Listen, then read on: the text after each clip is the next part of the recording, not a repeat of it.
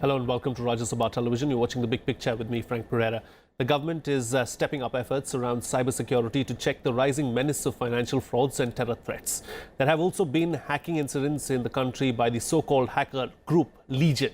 In view of this, Ravi Shankar Prasad, Minister of Law and IT, said that cybersecurity is one of the priority areas of the Modi government, especially at a time when India is on an overdrive in promoting cashless transactions and has been rolling out numerous citizen-empowered services digitally. The government's focus on cybersecurity comes at a time when India is playing host to the global conference on cyberspace that will be inaugurated by Prime Minister Narendra Modi on Thursday. On this edition of The Big Picture, we will analyze the need for better cybersecurity in India. Joining me on the program today are Arvind Gupta, Head BJP IT Cell, Karnika, Seth, Cyber Law Expert, Srinivas, Kodali, Independent Cyber Security Researcher, and TK Arun, Editor, Opinion, The Economic Times. Thank you to all my guests for joining me on this edition of The Big Picture. I'd like to start with the lady on the program. Karnika, how seriously do we take cyber security in this country? Well, it's of paramount concern now because, as you said, that most of the transactions are going like cashless. It's all going e-wallets, and there's smart money involved. And security becomes a big challenge, especially now that the privacy has now been held as a fundamental right, of every citizen. It's a fundamental right now, and with that Supreme Court's verdict, alongside the current, spate of cyber crimes that are rising, and the Aadhaar issue interlinked with this, definitely cybersecurity becomes one of the most pivotal, I would say, aspects of cyber law and the evolution of cyber law today. Sure. Srinivas, as far as securing the space itself is concerned, what needs to be done, do you think, at this point in time? I think there's a lot which needs to be done right now because we need new tools. Capacity building must be done in the various departments. We do not even have a bug bounty tool where I can report some cyber security issues to the government. Well, there is no mechanism in place to address some of these challenges. I mean, there's a lot which needs to be done. Sure, you're saying there's a lot that needs to be done. TK Arun, till 2013, we did not even have a cyber security policy in place. Has anything changed since then? I'm sure some things have changed, but has it changed enough to make this country secure from a cyber attack point of view? I don't think so. See, we are moving into a situation where everything is connected, interconnected. If you control, say for example, if the Mumbai suburban railway signaling system is controlled by a set of computers, if somebody can take control of that, you can imagine the havoc that can be created. All your accounts for shareholding, the demat accounts, they are there up there in cyberspace. Yeah. If somebody hacks them, the entire ownership structure of Indian assets, wealth can be turned topsy-turvy. Dams, sluice gates can be opened if somebody can take command of these SCADA control systems. So, in the modern world, cyber warfare is something very, very, very material and threatening. When you're talking of this, the movie Die Hard 4 comes to mind. Exactly. Is that a possibility in reality? You say? Of course, absolutely, absolutely. And we need technology, we need processes, we need procedure, and we need laws and enforcement agencies which are in turn accountable to some popular representative part of the government. I don't think we have progressed much in any of these areas. Today, a large part of your telecom network is procured from companies about whose equipment and their integrity from a cyber security point of view, you have no guarantee, you have no certainty. We don't have the technological capability to assess the kind of equipment we buy and deploy in our telecom networks. Many countries have made considerable progress in quantum communications, including China, especially China. We are nowhere. We don't have one single large-scale manufacturer of telecom equipment. The basic routers and switching equipment, that is the part of a telecom network. We are talking about 4G, 5G. We will deploy equipment supplied by foreign companies about the nature of whose equipment and what it contains. We actually have no clue. we think we can buy technology from Israel, from US, from somebody else. This is not enough. It's time we started spending serious money into indigenous R&D, into telecom and associated computer-related technologies to be able to at least secure ourselves. Secondly, we need laws, but making laws is the simplest thing. But to enforce laws, you need protocols, very efficient ways of enforcing these protocols. The weakest link is absolutely the weakest link. One individual who can be tricked or suborned into parting with vital information, he can expose a large part of the system. Sure. So we have to do all this. Yeah, There is no going. okay. Lots needs to be done is what you're suggesting. We'll get into what can be done first, but before that, let me go across to Arvind Gupta, head to the BJP IT cell. Several concerns have been raised by the previous panelists. How do you propose that the government addresses some of these problems, and how serious is the government as far as cyber security is concerned? So, Frank, let me address your question in multiple parts. Number one, I think the government of the day is very, very serious about the digital economy that India is building. And given that the trust and resilience of the cyber systems is key for the digital economy to succeed, I think from the top-down leadership, I think everybody is very cognizant of the importance of cybersecurity. I do want to differentiate between cybersecurity and privacy, and I will comment on that. There is an overlap, but they are two different issues. It is to be noted that this is the first time in India that the global conference on cybersecurity is being hosted. This conference is a global conference, first time being hosted outside OECD countries. So there's a lot being done at a multilateral level, at a bilateral level, at an internet governance level. But I think fundamentally the scale that India has been digitized at needs a multi-pronged approach, a layered approach to cybersecurity. While enterprise level cybersecurity, network security, TK Arun was talking about, telecom security is very important.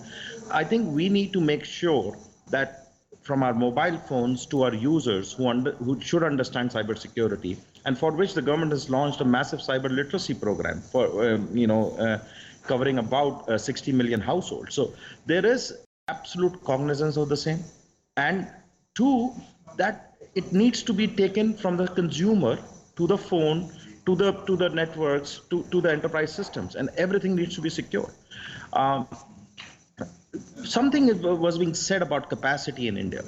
I mean, no country can rest at whether it has been attacked or not. We need to constantly build capacity, upgrade ourselves with the latest tools. Having said that, I think the biggest thing with India has been that there has been a lot of diplomatic victories that we've done globally. The world trusts India as a neutral player. But more importantly, I think India has the IT prowess, the IT manpower, and a lot of non-institutional players in the cyber world, which have really held fort for India also. So we must recognize their efforts. There is the cyber world is both state and non-state, and many individuals who do a lot of work in the cyber world, and they've done a great job in defending India's cyber frontier. So I think, having said that, we live in a dangerous neighborhood, a very dangerous cyber neighborhood, and we need to be constantly on our vigil. But let me assure you that there is enough cognizance from the top down, from the Prime Minister to every single person. We have a National Cybersecurity Coordinator. Right. And we are, in fact, in this year's budget, there was a special emphasis, a new CERT being created for financial transactions. So everything is being done, and more needs to be done. This is a constantly evolving battlefield. I'm glad that you accept. I'm glad that you accept that more needs to be done. Of course, a lot of steps have been taken. More needs to be done is what you're talking about. We'll get to that in just a bit. But before that, I want to talk about the law aspect when it comes to cyber crimes. As far as laws are concerned, do you think that we have adequate laws to deal with the problem? Because cyber crime is constantly evolving. It's constantly changing. So what needs to be done? There is definitely a need to amend the law. Current law as it is in India, the IT Act in itself is not so sufficient. To my understanding, and I've seen that a lot of cases are, being filed every day. The conviction rates in those cases are far too low. And if you see the POCSO Act, especially the children, the crime against children online, the way that's growing, and there have been hardly 2.5% conviction rates. The reporting is even in general, I mean, if you talk about cybercrime in general, there have been just 11,000 or so, complete registrations in the whole of last year as per the NCRB data. So the reporting is also low. The enforcement needs to be stronger, and even law as it is, it needs to be stricter. The 3-year term that usually has been given, and most of the sections of the IT Act make them bailable, which is not deterrent enough to, deter the criminals. And in number of offences which are not even there, like after the Shreya Singhal case, when Section 66A was struck down, we don't have a clear provision against cyber stalking, for instance. And there have been spamming. Against spamming, there is no provision in the IT Act as on date. There are new offences like phishing, sexting, and sextortion, and there are a lot of other offences which are still not covered. So we have to have better laws and amend the existing laws. For instance, grooming, in the IT Act, 67B of the IT Act, doesn't speak in the terms that like you would have in UK or Scotland, where even contact offences, somebody contacts a child and thereafter meets the child offline. Now those offences are also covered by those laws in Scotland and UK, whereas we don't have that kind of a provision here, even despite the fact that POCSO is there, even despite the fact that IT Act is there. So a number of provisions, we need to amend the law as it stands today. And the kind of ransomware attacks we are having today, and the kind of cyber war and terrorism, thankfully we do have 66F in the Act, which says deals with cyber terrorism. However, there are other aspects of security, for instance, which need to be tackled. Hacking is only 3-year term of punishment, which is again bailable. Sure. So this is something that we really need to seriously work on now. I'm very happy with the GCCS summit now being held in say this country today, and I was glad to be on the panel of one of the precursor events as well. And there I've seen that a lot is being done. International participation is there, which is very good. Cyber awareness is spreading, and that was the need of the hour. It has to involve a multi-stakeholder approach, technological inputs, legal inputs, at the same time strengthening the law enforcement systems, and then trans-border crime. Dealing with trans-border crime involves a lot of international cooperation. I would strongly urge the government that one should consider having signed a cybercrime convention, because as on date, India is not a signatory to a cybercrime convention, which puts a hurdle in dealing with trans-border crime particularly. So that's something that, since you're having the GCCS 2017 conclave, I think it is a right time to discuss this opportunity and take this India further ahead. Sure, I'm sure Arun Gupta will respond to that when it comes to his turn to respond. But before that, let me bring in Srinivas. As far as the laws are concerned, we can amend the laws, we can change the laws, but by the time we amend and change a law, it's going to take some time. So in the meantime, the crime has already evolved. So the law is continuously going to play catch up. So what do we do to try and deal with that problem? True. I mean, technology is always much advanced when the law is, then the law has to keep up the pace. But as Mr. Gupta has been saying, that the government does recognize various actors in this place with whom the government can work and fasten this process. But I must complain that when we are praising the government, the actual reality is much different. When you look at how a cybercrime is processed at a cybercrime police station, the cop who is there does not have the capacity to understand most of these crimes. He is there on a 2-year stint, and then he gets transferred to some other department within the police, maybe traffic or something else. But there is no one full-time cybersecurity expert at most of these cybercrime stations. And I must also complain that when you are saying that you're recognizing these actors, you should just look at the number of civil society participants at GCCS, and it's not many. I'm not there. the government says it recognizes it, but the words and its actions are completely different.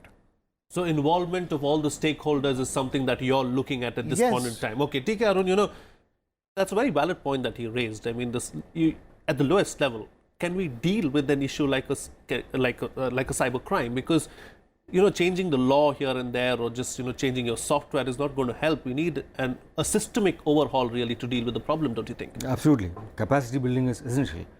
But as Arvind Gupta said, the government is trying to develop capacity. See, we must not conflate two things. One is the threat to national security emanating from the cyberspace. The other is individual security, financial, all kinds of privacy related, being threatened by cyber criminals. So cyber criminality at one level, and the threat to national security and the ability to undermine your very existence as a nation, which this thing poses. Now, as Srinivas said, we need international cooperation on many things.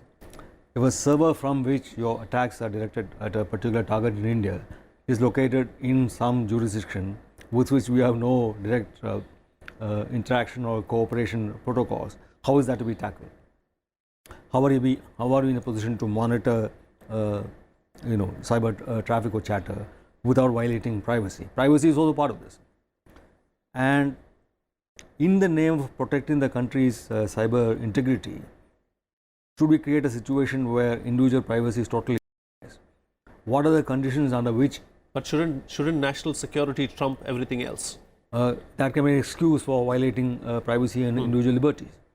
So in the US and UK, if you need to curtail somebody's right to privacy on valid grounds of national security or prevention of crime or prosecution of crime, you obtain a court order to do that. And such instances are collated. And finally, a committee of parliament, in the case of the US of Congress, hears an account of what actually transpired and whether those court orders were actually justified or not. In India, the spooks can get away with anything.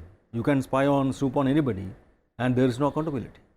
So this basically strikes at the root of our individual liberty and democracy. Sure. So while we need cybersecurity, we also need to balance individuals' rights, liberties, and privacy. Arun Gupta, I know your name was raised by all the panelists, and you were addressed by all the panelists as well. I'm going to give you some time now to respond to everything that they have said. But first, let's take up the privacy issue. On the privacy matters, I think there has to be a fine balance. Privacy has to be respected. The Supreme Court has ruled to it, and there is no doubt it has to be respected. The only exceptions that we have already discussed is national security and other public benefit and public order. And in the privacy matter, I think what data do you analyze without personally identifiable information, and what you don't at a metadata level will dictate, and where you drill down more, where there is an imminent threat coming, will decide where you can go more. But having said this, I think privacy should not become a shield for anti-national activity. So there has to be a balance and right use of technology in analyzing metadata emanating from, let's say, a hotspot, which is trying to search for how do you make a bomb, and everybody every day is doing that searches and going to particular suspected sites to learn that. Now, in those cases, you may need to drill down, but otherwise, if I'm doing a normal search on how people once in a while or whatever, it's a normal content searches, you don't need to drill down more on that. So there has to be a balance between privacy, metadata, and personally identifiable information. The US is not the right model. When people talk about the US, I get very scared. And I'm sure Srinivas and others who are technical experts will agree with me that US is not the right model. India has had a very good, this change of pace in India has been very fast. And I do agree that the cyber capacity of our enforcement has not kept pace with that. Today, probably, 90% of the times people don't recognize that they have been cyber compromised or they have a malware in their computer. The Nigeria 419 scams, which is basically an awareness issue, are the highest in India, are one of the highest in India. What we are facing is a situation where people don't even report. I know Karnika mentioned that people don't even report crimes. So the capacity of enforcement has to be increased. The awareness level of people has to be increased. Sure. And probably, I don't know what the exact numbers of cyber crime division police stations that we have.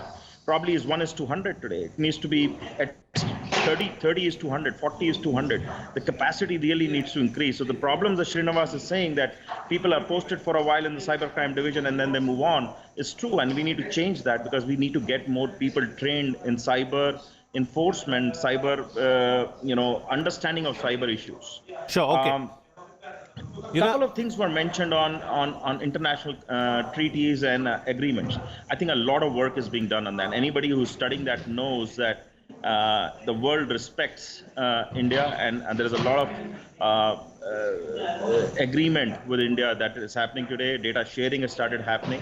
We need to see a lot more of that. Okay. And there are multiple technical issues involved. I mean, today, people don't value the secrecy and privacy of their own data. Sure. We see that all the time. There is a case that bundled products into our cell phones are sending data away to servers in other countries. And I'm sorry to cut you short, but I'm going to take the point that you're making forward. I'm going to take the point that you're making forward because I've got 4 minutes left on the program. Quick closing comments from all my guests, starting with you, Karnika. Do we, as a people, do we take cybersecurity seriously? Do we need to spread awareness? What needs to be done with the number of crimes that are happening in the country today? Half of them are not even reported. Yes, that's true. We need more awareness, and it has to be at every level, industry level, at school level, at college level, and then I would say law enforcement level and even judiciary. So we need better lawyers who trained in cyber lawyers. There'll be more awareness required in every aspect, and the trust which needs to be built in the legal system again, that we can handle these problems and there will be a resolution, there will be a solution, is something that we really need to instill in the whole public in general. Okay, sure. Srinivas, is there a model that we can use here in India? Because crime is not just limited to India, it happens all around the world. Is there something that we can replicate here? So one thing which I'd like to stress is you need to listen to people, especially researchers who are qualified, who are suggesting better things to the government. So what happens right now is I have been suggesting the government for the past 2-3 years at multiple levels, from local to the central level, on various cybersecurity issues, but they never get followed up and they never listen. I mean, I don't understand how to make them understand when it's clearly an issue. Now we are debating about it, but if you look at it, there have been so many instances and there has been no investigation whatsoever of any investigation of any incident which happened in the past. So, I mean, only thing I have to say is make it safer for researchers to report some of these issues and act on them. Sure. TK, Arun, going forward, what is the problem area that we need to address first? Awareness, capacity, certain laws to mandate that any cyber attack which happens anywhere should be mandatorily reported, fixing of responsibility of nodal agencies who will keep track of such cyber crimes and take follow-up action, and then holding these bodies accountable to appropriate bodies of the government. Sure. And Arvind, Gupta, close the show for us with your concluding remarks. So I think we need to really invest and accelerate the cyber literacy programs throughout India. The youth dividend of India needs to take charge in that. And of course, parallelly build capacity both nationally and internationally, create disaster recovery centers outside India, monitoring command centers outside India. Three, I think a lot of international agreements need to be, more international agreements need to be put in place, more software coming from India, more technology coming from India, not only should be mainstreamed within India, but should be taken global. Right. But lastly, very importantly, TK Arun mentioned that we need to secure our supply chain, which includes a simple mobile phone. Today, we basically, the operating system to the applications everything on the mobile phone is 7 out of the 10 top applications in India are from outside India. So Sure. we need to really take control of our supply chain from and I think for that a lot of Indian innovation needs to go into that. So All right. there is a lot in the area of cybersecurity, and there is only there is so much that the private sector, the innovators of India have to do in that, and I think that's a very, very sunrise sector for India. All right. On that note, then we'll call it a wrap on this edition of The Big Picture. I'd like to thank all my guests for joining me on the program and putting things into perspective for us. That's all the time we have today. See you again next time.